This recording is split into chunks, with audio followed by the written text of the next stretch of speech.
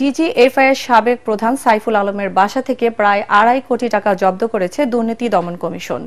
গত বৃহস্পতিবার সাবেক এই সেনা কর্মকর্তা ঢাকা সেনানিবাসের বাসা থেকে এসব টাকা উদ্ধার করা হলেও রোববার তা প্রকাশ করে কমিশন। তবে সাইফুল আলমের বিরুদ্ধে মামলা কিংবা তাকে গ্রেফতারের বিষয়ে মুখ খোলেননি দুদক মুখপাত্র আক্তার হোসেন। রিপোর্ট মাহবুব কবির চপলের। দুদকের প্রধান কার্যালয়ে হঠাৎ দুটি ট্রাঙ্ক গাড়িতে তোলা হয়, সাথে সাথেই গণমাধ্যমের ক্যামেরা হাজির। কি আছে ট্রাঙ্ক দুটিতে? পরে জানা যায় এগুলোতে আছে প্রায় 2.5 কোটি টাকা, যা গত বৃহস্পতিবার ডিজিএফআই এর সাবেক প্রধান অবসরপ্রাপ্ত লেফটেন্যান্ট জেনারেল সাইফুল আলমের ঢাকা সেনানিবাসের বাসা থেকে জব্দ করে দুদক। তবে ঘটনার প্রকাশ নিয়ে চলে নাটকীয়তা। সাংবাদিকদের প্রশ্নের জবাবে তা স্বীকার করেন দুদকের মুখপাত্র আক্তার হোসেন। লেফটেন্যান্ট জেনারেল সাইফুল আলম সাবেক ডিজিএফআই প্রধান বিরুদ্ধে একটি অভিযোগ অনুসন্ধানাধীন ছিল। সেই অভিযোগ অনুসন্ধানকালে তার ক্যান্টনমেন্টস্থ বাসায় গোয়েন্দা সংস্থার বিভিন্ন পর্যায়ের কর্মকর্তা, আমাদের অনুসন্ধান দল এবং যৌথ বাহিনীর সবাই উপস্থিতিতে অভিযানে 2.45 কোটি টাকারও বেশি অর্থ পাওয়া যায়। অবসরপ্রাপ্ত এই সেনা কর্মকর্তার বাসা থেকে উদ্ধার হওয়া টাকা নিয়ে কেন এত নাটকীয়তা? তাকে গ্রেফতার বা মামলা হয়েছে কিনা এসব প্রশ্ন এড়িয়ে যান দুদকের মুখপাত্র। কঠিন প্রশ্ন, সহজ করে উত্তর দেন। বিষয়টা আমরা জেনেছি পরে। আমি যখন জেনেছি আমি আপনাদেরকে অবহিত করেছি। অনেক সংবাদ বিভিন্ন মাধ্যমে আসে, আমি নিজে বিষয়টা নিশ্চিত না হয়ে পড়ে আমি বলতে পারি না। আপনাদেরকে অনেক ধন্যবাদ। পরে উদ্ধার হওয়া 2.5 কোটি টাকা আদালতে জমা দেওয়া হয়। আওয়ামী লীগ সরকার পতনের পর লেফটেন্যান্ট জেনারেল সাইফুল আলমকে বাধ্যতামূলক অবসরে পাঠানো হয়। পরে তার পরিবারের ব্যাংক অ্যাকাউন্ট স্থগিতের নির্দেশ দেয় Bangladesh financial intelligence unit BFIU। অভিযোগ পাবার পর অনুসন্ধান শুরু করে দুদক। মাহবুব কবির চপল, ATN বাংলা, ঢাকা।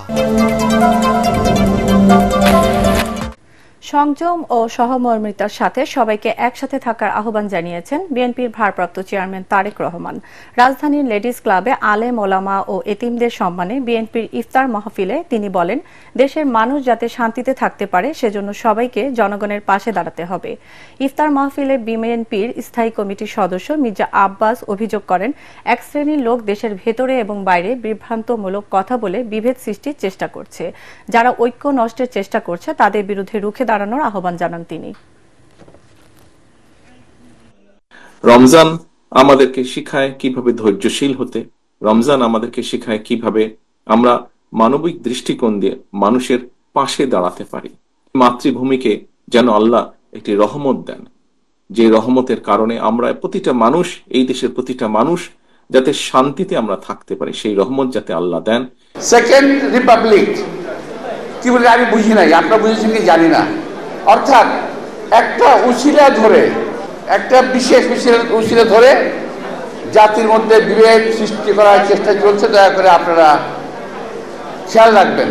আর আপনাদের মতো এরকম একই রকম পোশাক পরা এক শ্রেণী ওটাকে পাতাও দিয়ে যাচ্ছে। কোনো রাজনৈতিক বিরোধ নয়, ঐকমত্যের ভিত্তিতে গণপরিষদ নির্বাচন চায় নবগঠিত জাতীয় নাগরিক পার্টি। তবে গণঅভ্যুত্থানের আকাঙ্ক্ষা পরিপন্থী যে কোনো বিষয়ে মানুষের কণ্ঠস্বর হয়ে কার্যকর ভূমিকা রাখবে নতুন এই দল। নাগরিক পার্টির সিনিয়র যুগ্ম আহ্বায়ক সামান্তা শারমিন ও যুগ্ম আহ্বায়ক সরওয়ার তুষার ATN বাংলাকে জানান, গুরুত্বের সাথে দলের নিবন্ধন পেতে প্রস্তুতি নিচ্ছে তরুণদের দলটি। আদিন সজীবের রিপোর্ট। দীর্ঘ 1.5 দশকের গণঅভ্যুত্থানের চেতনায় জাতীয় নাগরিক পার্টির আত্মপ্রকাশের পর থেকেই কয়েকটি বিষয় আলোচনায় আসছে ঘুরে ফিরেই। বলা হচ্ছে গণপরিষদ নির্বাচন নতুন দলটির অন্যতম লক্ষ্য, কিন্তু এর জন্য প্রয়োজন ঐক্যমত্য। যেখানে দেশের বড় রাজনৈতিক দল বিএনপি দ্রুত জাতীয় নির্বাচনের তাগিদ দিচ্ছে সরকারকে, সেখানে গণপরিষদের বিষয়ে ঐক্যমত্য কি শেষ পর্যন্ত হবে? গণঅভ্যুত্থানের আকাঙ্ক্ষা এই যে বাংলাদেশের সংবিধানকে পুনর্লিখন করতে হবে। যেহেতু গণপরিষদ নির্বাচনের মাধ্যমে এটা সম্ভব, এবং আমরা দেখেছি যে সংবিধান সংস্থার প্রস্তাবনা, তার কিছু প্রস্তাবনা দিয়েছেন, এবং যেই ধরনের প্রস্তাবনা দিয়েছে সেটা আসলে বেসিক্যালি পুনর্লিখনের শামিল। বাংলাদেশের ইতিহাসের আগে কখনো ব্যবস্থা পরিবর্তনের ডাক নিয়ে কোনো রাজনৈতিক দল আসেনি।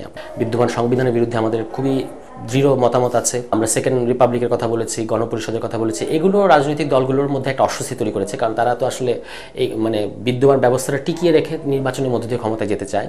জাতীয় নাগরিক পার্টির শীর্ষ নেতারা বলছেন দেশের স্বার্থে সব রাজনৈতিক দলের মধ্যে ঐক্যমত্য দরকার। গণপরিষদ নির্বাচন ও নতুন সংবিধান প্রণয়নের বিষয়ে আলোচনা করতে প্রস্তুত তারা। দ্বিমতগুলোকে পর্যালোচনা করা এবং সেখান থেকে কট্টর রাজনৈতিক অবস্থানে না পৌঁছানো, সেটা আমরা মনে করি যে সকলের জন্যই খারাপ। যদি গণপরিষদ নির্বাচন এই মুহূর্তে না দেওয়া হয়, সেক্ষেত্রে আমাদের রাজনৈতিক দলের ম্যানিফেস্টো এবং ম্যান্ডেট সবসময় থাকবে গণপরিষদ নির্বাচনের জন্য। আমরা বরং রাজনৈতিক দলগুলোকে আস্থা নেওয়ার জন্য বলেছি, আমাদের দিক থেকে প্রস্তাব করেছি যে এমন একটা নির্বাচন হোক যেখানে প্রথমে সংবিধান প্রণয়ন করা হবে, তারপর সংবিধান প্রণয়ন শেষে ওই গণপরিষদটাই নিজেকে পার্লামেন্টের রূপ দেবে। তাহলে কি হচ্ছে, আপনি যারা একবার নির্বাচিত হচ্ছে তারাই কিন্তু পার্লামেন্ট ফর্ম করছে, ফলে এখানে ভয় পাওয়ার কিছু নাই, ফলে এটা নিয়ে আলোচনা হবে। 28 ফেব্রুয়ারি আত্মপ্রকাশ করা জাতীয় নাগরিক পার্টি জন আকাঙ্ক্ষা বাস্তবায়নের কথা বলছে, জোরে সোরেই প্রস্তুতি নিচ্ছে নিবন্ধনেরও। আমাদের এই মাসব্যাপী বিভিন্ন ধরনের কর্মসূচি থাকবে এবং সেই সাথে দলটাকে সংগঠিত করা, সুসংহত করার যে কাজটা সেটা আমরা করব এবং অবশ্যই নিবন্ধন এই কাজগুলো খুবই রুটিন ওয়ার্ক, তো আমরা এই রুটিন ওয়ার্কের দিকেও আগাবো। দলগুলোকে এগিয়ে আসতে হবে, দলগুলো যদি সংস্কারও না চায় তখন তো ঐক্যমত্য হওয়া সম্ভব না। ঐক্যমত্য তো শুধু কথার কথা না, কিছু জিনিসের উপর দাঁড়িয়ে আপনি ঐক্যমত্য হবেন। এখন শুধু জাতীয় নির্বাচন এটার প্রশ্নে অন্য সকল দলের রিজার্ভেশন বাদ দিয়ে একটা দলের জন্য আমরা এটা করতে পারি না। 71-এর অপূর্ণতা পূরণ আর 24-এর চেতনায় গড়া তারুণ্য নির্ভর দলটি যে নাগরিকদের এক ধরনের সাড়া পেয়েছে তা আত্মপ্রকাশের দিনই স্পষ্ট হয়েছে। শেষ পর্যন্ত নিজেদের মধ্যে ঐক্য ধরে রেখে দেশ বিনির্মাণে কতটা দৃশ্যমান কর্মসূচি দিতে পারবে তার উপরই নির্ভর করছে নাগরিক পার্টির জনসমর্থন। আদ্দিন সজীব, এটিএন বাংলা, ঢাকা। রোজার প্রথম দিনে গণ ইফতার কর্মসূচি করল বাংলাদেশ গণতান্ত্রিক ছাত্র সংসদ। ঢাকা বিশ্ববিদ্যালয়ের টিএসসি মাঠে এই ইফতারে অংশ নেন কয়েক শতাধিক শিক্ষার্থী। ইফতারের আগে গণতান্ত্রিক ছাত্র সংসদের পক্ষ থেকে সবাইকে মেসওয়াক বিতরণ করা হয়। এছাড়া হামদ ও নাতে রাসূল পরিবেশন করেন সংগঠনের নেতারা। মেয়েদের জন্য ছিল আলাদা বসার ব্যবস্থা। এ সময় নতুন এই ছাত্র সংগঠনের নেতারা জানান, স্বৈরাচার ও গণহত্যাকারী শেখ হাসিনার পতনের পর প্রথম ইফতার পার্টি এটি।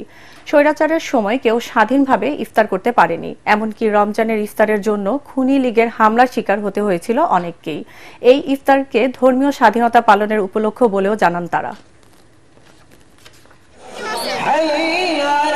স্বৈরাচার মুক্ত বাংলাদেশে আমরা স্বৈরাচার মুক্ত টিএসসিতে আমরা প্রথম রমজান, এই উপলক্ষে আমরা গণ ইফতার কর্মসূচির গ্রহণ করেছি। ক্যাম্পাসগুলোতে ইসলামিক কোনো আয়োজন করলে এখানে ছাত্রলীগ হামলা করতো, বাধা দিত। ব্যাপক অংশগ্রহণ হয়েছে ঢাকা বিশ্ববিদ্যালয়ের শিক্ষার্থীদের মধ্যে বা ঢাকা শহর থেকে অনেকে এখানে এসেছেন, বিভিন্ন মাদ্রাসা থেকে এসেছেন। তো আমাদের যেটুকু আমরা আশা করি তার থেকে অনেক বেশি আমরা মনে করছি যে মানুষের পার্টিসিপেশন হয়েছে।